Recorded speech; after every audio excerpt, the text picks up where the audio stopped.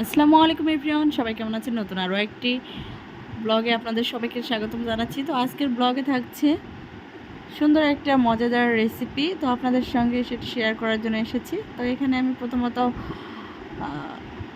বলি কি করতেছি, আমি কি রেসিপি। তো এখানে হচ্ছে পটল আর আলু ভাজি করা হচ্ছে, পটল দিয়ে আলু ভাজি। এখানে আমি প্রথমত পটলগুলোকে সুন্দর করে কুচি করে কেটে নিয়েছি। তারপরে হচ্ছে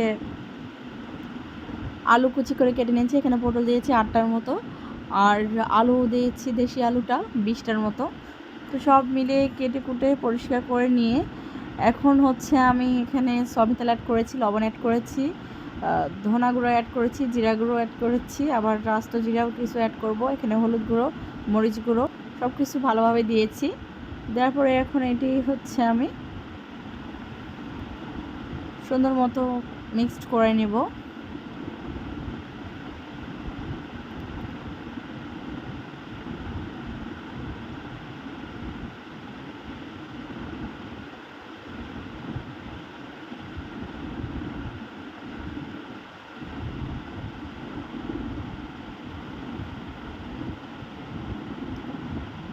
এভাবে কিছুক্ষণ মিক্সড করে নেব, কারণ এই তেলের মধ্যে একটু ভাজা ভাজা করলে আরও ভাজিটা সুন্দর হয়, টেস্টি হয় খুব।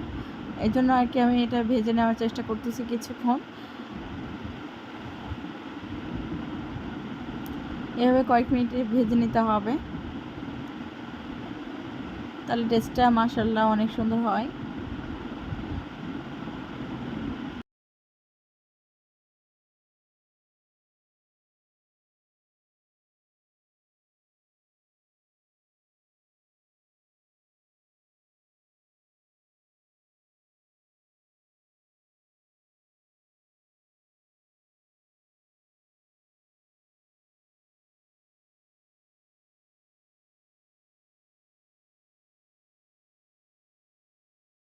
এখানে আমি একটা মশলা অ্যাড করব, সেটির জন্য আরও এই ভাজির স্বাদটা মুখে লেগে থাকার মতো হবে। সবাই ভালোবাসবে, যারা পটল খেতে পছন্দ করেন না বা এরকম ভাজি খেতে পছন্দ করে না তারাও খেতে পারবে। আসলে এটা আমার হচ্ছে বানানো একটি মশলা। তো এখানে হচ্ছে বিভিন্ন মশলা সংমিশ্রণে এটা তৈরি করেছি আমি। তো এভাবে হচ্ছে আমি ভালোভাবে মিক্সড করে নিলাম পুরো ভাজিটা। আসলে আমার ছেলে মেয়ে কেউই পটল খেতে পছন্দ করে না, বাট এইভাবে ভাজি করলে মাশাআল্লাহ খুব সুন্দর করে খায়। তো এভাবে আমি প্রায় ভাজি করে থাকি। তো আপনাদের সঙ্গে এই রেসিপিটা শেয়ার করে দিলাম, কারণ আপনারাও এভাবে ট্রাই করতে পারেন। এটা হচ্ছে খাবারের সঙ্গেও খাওয়া যায়, বা ভাতের সঙ্গে, সাদা ভাতের সঙ্গে খাওয়া যেতে পারে, রুটির সঙ্গে খাওয়া যেতে পারে। তো সব মিলিয়ে মাশাআল্লাহ ভাজিটা অনেক সুন্দর হয়। তো এখানে আমি অল্প পরিমাণে পানি অ্যাড করে দিলাম সিদ্ধ হওয়ার জন্য। আবার একটু নাড়াচাড়া করে দেব যেন প্রপারলি সব ইনগ্রিডিয়েন্টসগুলো মিক্সড হয়ে থাকে। তো সব মিলিয়ে এখানে পানি দেওয়ার পর আমি এটা কভার করে দিব কয়েক মিনিটের জন্য, যতক্ষণ না সিদ্ধ হয়।